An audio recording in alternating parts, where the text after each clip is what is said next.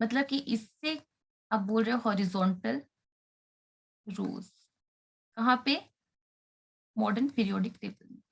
Group का मतलब तुमने क्या बोला? Vertical column. अब ये बताओ कि कितने वर्टिकल कॉलम्स थे वहां पे और कितने हॉरिजॉन्टल रोज थे? 7 हॉरिजॉन्टल रोज थे और ग्रुप्स तुम्हारे 18 थे, वर्टिकल कॉलम्स टोटल 18।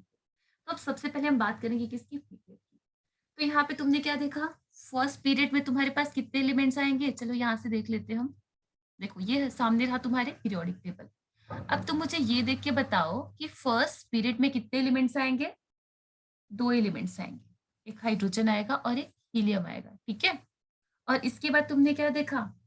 यहाँ पे देखो, ये जो पीरियड होता है ये सिंपली क्या रिप्रेजेंट करता है? ये रिप्रेजेंट करता है वैलेंस शेल, या फिर सिंपली क्या बोल सकते हो? प्रिंसिपल क्वांटम नंबर को रिप्रेजेंट करता है। तो यहाँ पे ये लिख के रखो, ये रिप्रेजेंट कर रहा होता है प्रिंसिपल क्वांटम नंबर को। तो हॉरिजॉन्टल रो या फिर ये किसे रिप्रेजेंट करता है? पीरियड रिप्रेजेंट करता है प्रिंसिपल क्वांटम नंबर को, ठीक है। जैसे कि तुमने क्या देखा, हमने फर्स्ट पीरियड की बात की थी, तो वहां पे हाइड्रोजन भी है और हीलियम भी है। तो यहाँ पे तुमने क्या बोला? इसका इलेक्ट्रॉनिक कन्फिग्रेशन लिखोगे तो 1s1 आएगा, इसका लिखोगे तो 1s2। यानी कि इसमें जो नंबर ऑफ शेल कितने इन्वॉल्व है, एक ही है। इसी तरीके से मान लो हमने थर्ड पीरियड का एग्जाम्पल लिया, थर्ड पीरियड में सपोज क्या आ जाता है? सोडियम आ जाता है। और तुमने ये भी देखा कि यहाँ पे इसका इलेक्ट्रॉनिक कन्फिग्रेशन लिखेंगे तो तुम्हारे पास आ जाएगा 1s2, 2s2, 2p1, यानी कि 1s2, 2s2, 2p6, 3s1 हो जाएगा। तुमने क्या देखा कि यहाँ पे जो प्रिंसिपल क्वांटम नंबर है वो 3 है सोडियम के लिए। इसी तरीके से मान लो हमने आर्गन का देख लिया, आर्गन के पास 18 इलेक्ट्रॉन होते हैं। तो अब तुम क्या बोलोगे? इसके पास हो जाएगा 1s1, 1s2, 2s2, 2p6, 3s, कितना लिखेंगे यहाँ पे बताओ? 3s2, हाँ तो 3p6 हो जाएगा। यानी कि जो इसका आउटर मोस्ट शेल है, देखो इन दोनों का आउटर मोस्ट शेल तो सेम है ना, इसका आउटर मोस्ट शेल 3 है, इसका भी आउटर मोस्ट शेल कितना है बेटा? 3 ही तो है। तो तुमने क्या यहाँ पे बोला था कि यहाँ पे प्रिंसिपल क्वांटम नंबर के बारे में बताता है। तो तुमने क्या देखा कि इसका प्रिंसिपल क्वांटम नंबर, इसका भी 3 है और इसका भी 3 है, क्योंकि ये थर्ड पीरियड से बिलोंग करते हैं। ये बात क्लियर हो गई? लो, अब तुमने क्या देखा? हाँ पीरियड में कुछ कुछ बातें अलग अलग होती हैं। हर एक पीरियड में तुमने क्या क्या देखा? प्रिंसिपल क्वांटम नंबर तो सेम हो गए, लेकिन इनमें वैलेंस शेल क्या हो सकते हैं? बैलेंस शेल भी सेम रहेगा, प्रिंसिपल क्वांटम नंबर भी सेम रहेगा। अब तुमने ये देखा, ये शुरू कहाँ से होते हैं? शुरू होते हैं अल्कली मेटल से। जैसे कि तुम्हें पता है कि ग्रुप वन को हम क्या बोलते हैं? अल्कली मेटल बोलते हैं। शुरू होते हैं अल्कली मेटल से और खत्म कहाँ पे होते हैं? ये नोबल गैसेस पे खत्म होते हैं। पीरियड शुरू होता है अल्कली मेटल से और खत्म होता है नोबल गैसेस पे। जैसे कि मान लो हमने पीरियड नंबर 3 ही ले लिया।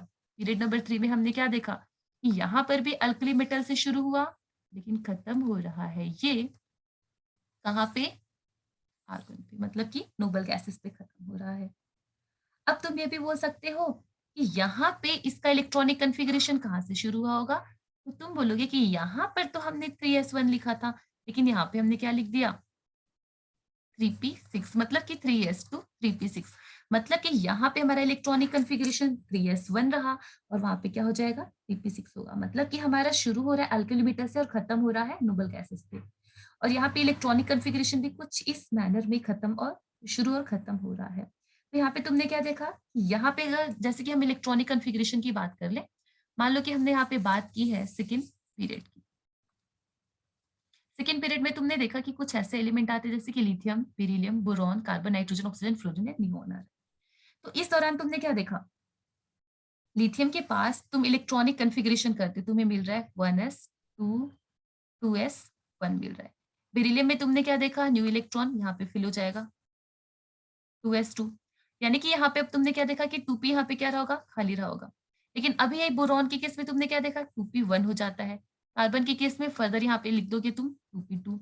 नाइट्रोजन के केस में तुम क्या लिखोगे यहाँ पे? नाइट्रोजन के केस में तुम लिख दोगे यहाँ पे हो जाएगा बेटा 2p3। इसीलिए ऑक्सीजन के केस में क्या लिखोगे यहाँ पे? 2p4 लिखोगे।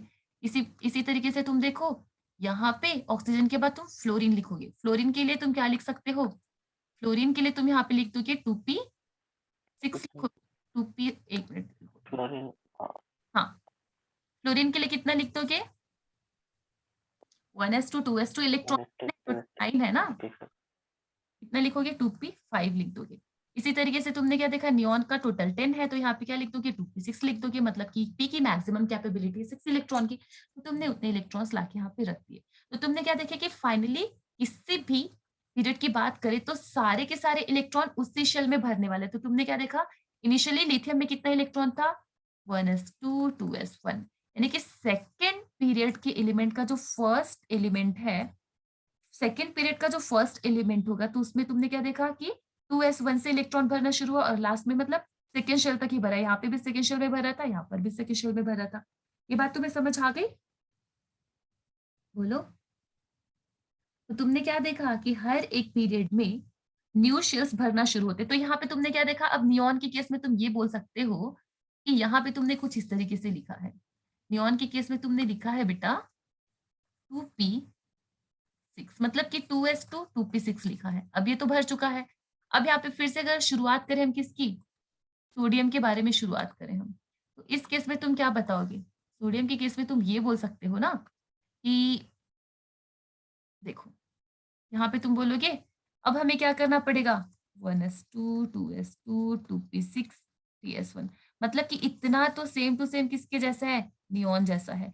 लेकिन अब यहाँ पे एक नया शेल आके यहाँ पे भर जा रहा है, मतलब कि 3s1 आके भर रहा है। तो तुमने क्या बोला कि हर एक पीरियड में फिलिंग ऑफ न्यू शेल से स्टार्ट होती है। हर एक पीरियड जब स्टार्ट होता है तो वहां पे एक नया शेल भी स्टार्ट होना शुरू होता है। ये बात समझ में आई? बोलो। हाँ मैम। तो ये बात भी तुम यहाँ पे लिख के रखो कि अगर हम यहाँ पे नेक्स्ट पॉइंट इसमें लिखेंगे पीरियड में कि पीरियड, अगर पीरियड स्टार्ट होता है तो फिलिंग ऑफ न्यू शेल भी स्टार्ट होती है। इफ न्यू पीरियड स्टार्ट्स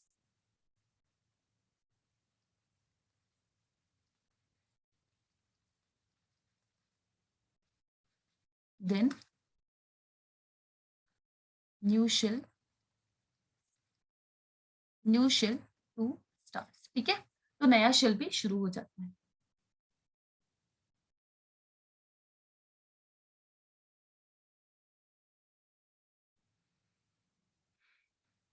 आगे बढ़े।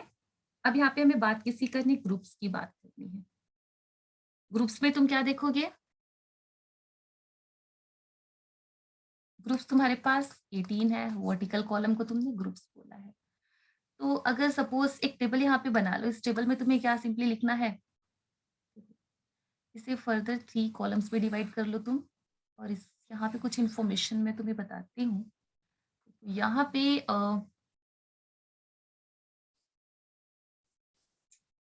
देखो तुम्हारा जो फर्स्ट पीरियड था, पीरियड के बारे में ही बात कर लेते हैं, ग्रुप्स के बारे में बाद में बात करेंगे।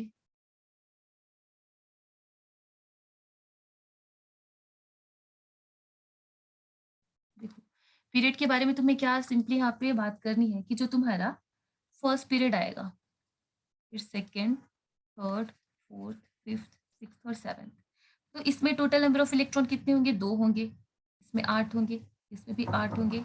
इसमें तुमने 18 बोला, 18, इसमें 32 होंगे, इसमें 32 होंगे। ये तुम काउंट भी कर सकते हो।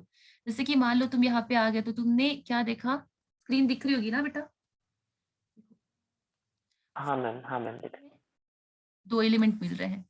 फिर सेकेंड वाले में कितने मिल रहे हैं, 8 मिल रहे हैं। After that again you are getting 8। उसके बाद फोर्थ में 18, 18, हियर यू विल गेट 32। 32 कहाँ से आ रहा है, मतलब कि यहाँ से ना तुम इसे भी ऐड कर रहे हो, 18 में ये वाला भी ऐड होके क्या आ रहा है, 32 आ रहा है। फिर इसी तरीके से तुमने लास्ट वाला जो बात किया है ना पीरियड का, तो यहाँ पे भी कितने आएंगे बेटा, 32 आएंगे। तो यहाँ पे तुमने देखा कि 2 8 8, यहाँ पर 18 18, हियर यू आर गेटिंग 32 32। ठीक है, क्लियर है इतना? तो तुमने यही लिखा है। तो जो 2 वाला है ये, this is the very short period, these are short periods. यहाँ पे इन दोनों की बात करोगे तो दीज आर लॉन्ग पीरियड्स, और ये सबसे ज्यादा बड़े पीरियड्स है, तो इनको तुम बोलोगे वेरी लॉन्ग पीरियड।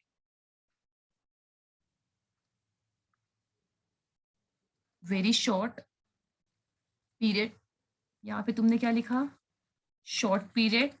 इसके लिए क्या लिखोगे, 8 वाला भी शॉर्ट पीरियड हो जाएगा। 18 वाले के लिए तुम लिखोगे it is long period, this is again long period, and this one will be very long period, और लास्ट वाला भी क्या लिखोगे, बहुत लॉन्ग पीरियड। ठीक है, समझ में आ रही है बात? तो यहाँ पे तुमने क्या लिखा, this was your period number था। यहाँ पे कितने एलिमेंट्स आ रहे हैं, नंबर ऑफ एलिमेंट्स तुमने लिखा हुआ है। और यहाँ पे तुमने लिखा है कि इसे बोलते क्या हो, वी कॉल इट एज। ठीक है, समझ में आ रहा है?